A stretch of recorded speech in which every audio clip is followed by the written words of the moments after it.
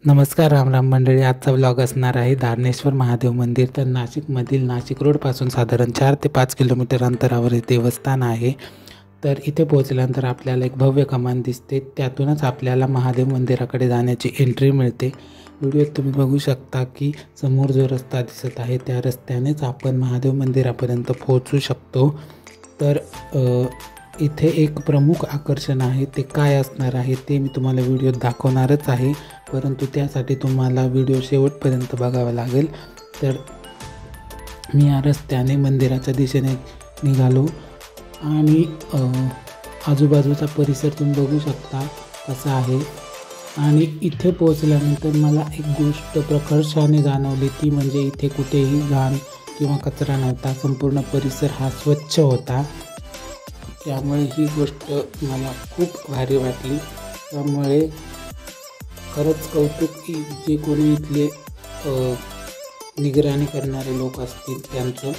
आणि मग मी मंदिराच्या दिशेने निघालो आणि पायऱ्या चढून मी मंदिरात दर्शन घेण्यासाठी निघालो. तर तुम्ही बघू शकता समोर जसा प्रत्येक मंदिरामध्ये म्हणजे महादेवांच्या मंदिरामध्ये नंदी असतो तसा इथेही होता. त्यामुळे नंदीचे दर्शन घेऊन मी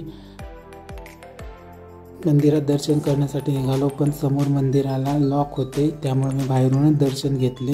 परंतु आतमध्ये जी शिवलिंग आहेत ते कसे आहे ते दाखवण्याचा मी तुम्हाला व्हिडिओमधून प्रयत्न करत आहे. तर तुम्ही बघू शकता अशा काळ्या रंगाच्या पाषाणामध्ये हे शिवलिंग आहे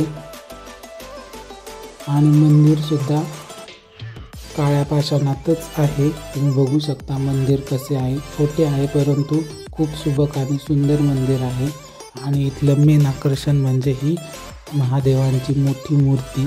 तर ही मूर्ती ध्यानस्थ अवस्थेमध्ये आहे आणि इथे येणाऱ्या प्रत्येक भाविकांना ही मूर्ती खूप विलोभनीय वाटते आणि खूप सुंदर ती मूर्ती आहे. तुम्ही इथे आल्यावरच तुम्हाला कळेल त्या मूर्तीचं खरं रूप काय आहे. तर तुम्ही बघू शकता अशा प्रकारची ही ध्यानस्थ मूर्ती महादेवांची आहे. आणि ह्या ठिकाणी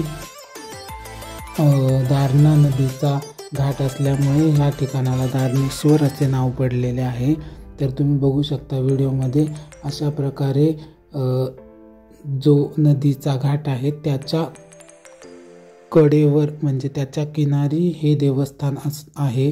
तर समोरून सुद्धा मी व्हिडिओ घेण्याचा प्रयत्न केला आहे. तुम्ही बघू शकता अशा प्रकारचं आजूबाजूचं वातावरण इथे आहे आणि इथे तुम्ही चांगल्या प्रकारे तुमचे फोटो व्हिडिओज काढू शकता. तर खूप छान ठिकाण आहे. ज्यांना यायचं असेल ते येऊ शकतात. आणि आजूबाजूचा परिसरसुद्धा खूप स्वच्छ असतो इथे. तर तुम्ही इथे काही काळ बसूसुद्धा शकता.